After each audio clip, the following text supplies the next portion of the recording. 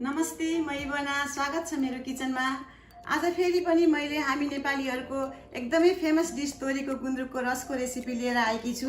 यो बनाउन एकदमै सजिलो, छिटो र स्वादिष्ट हुन्छ र यसको लागि चाहिने सामग्रीहरू यस प्रकारका छन्: तोरीको गुन्द्रुक, टमाटर, लसुन, हरियो खोर्सानी, कागती, तोरीको तेल, नुन, बेसार, धुलो खोर्सानी र चामलको चौलानी। सबैभन्दा पहिला म तोरीलाई राम्रोसँग केलाएर पखाल्छु। यसको यस्तो छेस्काहरू अलिअलि छ भनेदेखि निकाल्नुपर्छ।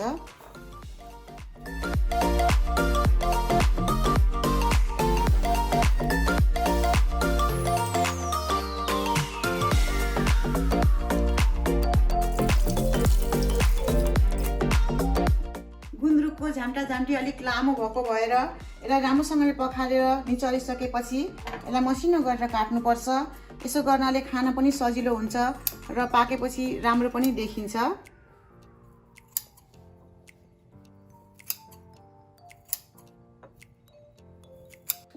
अब टमाटर र लसुनलाई पनि रेडी गरौँ।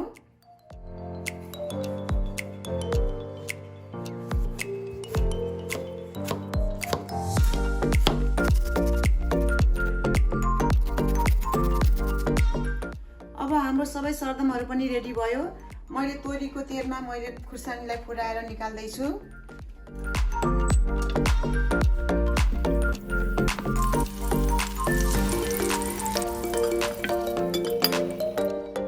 गुन्द्रुक चाहिँ मैले मेरो मुठीको एक मुठी लिएको छु। यो गुन्द्रुकलाई चाहिँ यसरी पखालेपछि यतिको सुक्खा हुनुपर्छ, पानी राम्रोसँग निचोर्नुपर्छ।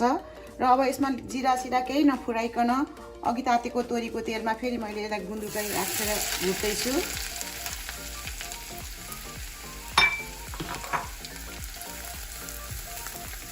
गुन्द्रुक मिठो बनाउनको लागि चाहिँ यो लो हिटमा यसलाई चलाइकन क्रिस्पी हुन्जेलसम्म भुट्नुपर्छ, डढ्न दिनु हुँदैन।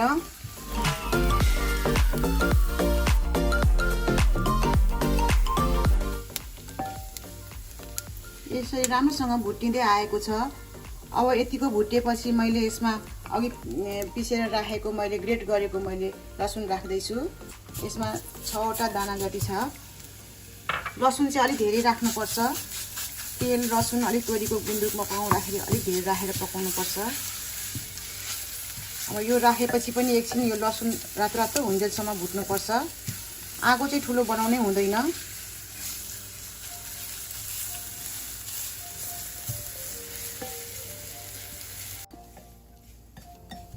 ल हेर्नुस् त यहाँ कस्तो राम्रो यसरी खरङ खरङ भएर आयो।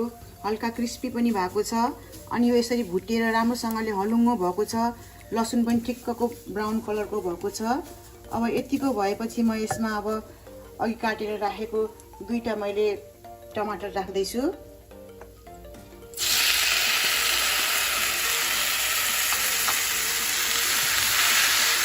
बास्ना पनि मङमङ आइरहेको छ। अब यो टमाटर गलुन्जेलसम्म यसलाई पकाउनुपर्छ। एकछिनसम्म एकदम राम्रोसँगले गर्नुपर्छ टमाटरलाई पनि। अनि यो म यसमा बेसार राख्दैछु। 1 टिस्पुन बेसार राखेँ। नुन चाहिँ स्वाद अनुसार अनि 1/2 टिस्पुन राख्दैछु मैले। पिरो पनि कति खाने त्यही अनुसारले धुलो खोर्सानी मैले अलिकति राख्दैछु। अब यसलाई राम्रोसँगले एकछिन फेरि पकाउनुपर्छ।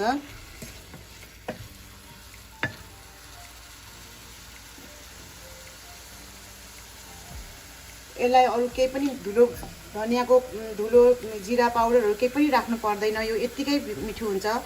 यसलाई मिठो बनाउन जति यसलाई राम्रोसँगले भुट्यो त्यति नै यो मिठो हुन्छ। अघि भुट्दाखेरि नै हो यसको स्वाद ल्याउने।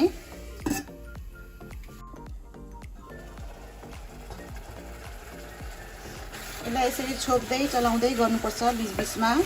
यतिको टमाटर गलेर आयो। अझै एकछिन पकाउनुपर्छ यसलाई। एकैछिन छोपिदिउँ।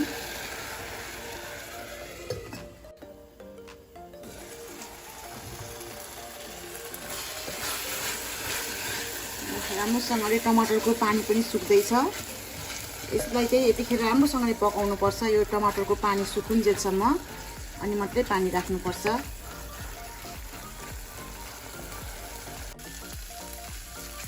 राम्रोसँगले गुन्द्रुक भुटेर टमाटरहरू राखेपछि राम्रोसँगले पाकेर आएको छ। यसरी तेलहरू यसरी छोडिएको छ। अब यसमा पानी राख्ने बेला भयो। पानी चाहिँ मैले यो चामललाई पखालेर चौलानी बनाएको हो। पहिला एकचोटि पखालेर त्यो पानी फाल्ने, अनि दोस्रो पानीले चाहिँ यसरी चौलानी बन्छ। अनि यो यसरी गुन्द्रुकमा राख्दाखेरि एकदमै राम्रो टेस्ट ल्याउँछ। यो पुरानो स्टाइलको हो। यसरी पहिलाको जमानामा यसरी नै बनाउने चलन थियो। मैले चाहिँ हाफ लिटर पानी राख्दैछु। अब यसलाई उम्लिन दिने, त्यसपछि यो रेडी हुन्छ। अघि भुटेर राखेको खुर्सानीलाई पनि अब राखिदिउँ।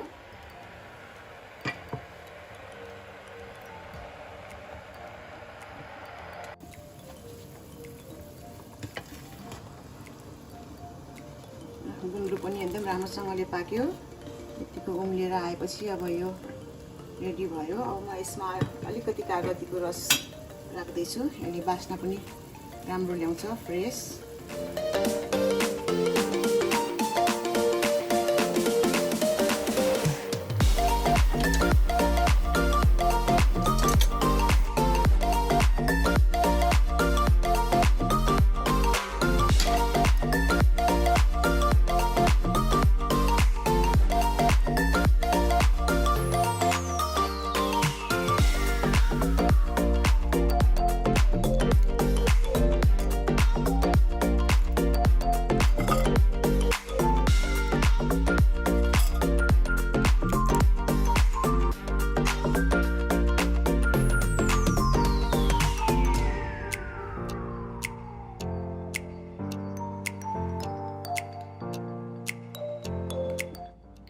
यति सजिलैसँग तोरीको गुन्द्रुक बन्यो र घरै एकदम मङमङ बास्ना आइरहेको छ।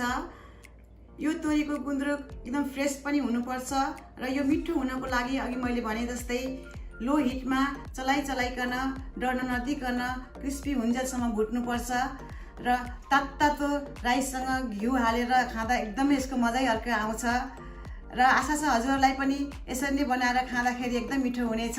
र मेरो अरू पनि भिडियो हेर्नको लागि मेरो च्यानललाई लाइक र सब्स्क्राइब गर्नलाई नबिर्सिदिनु होला। Thank you.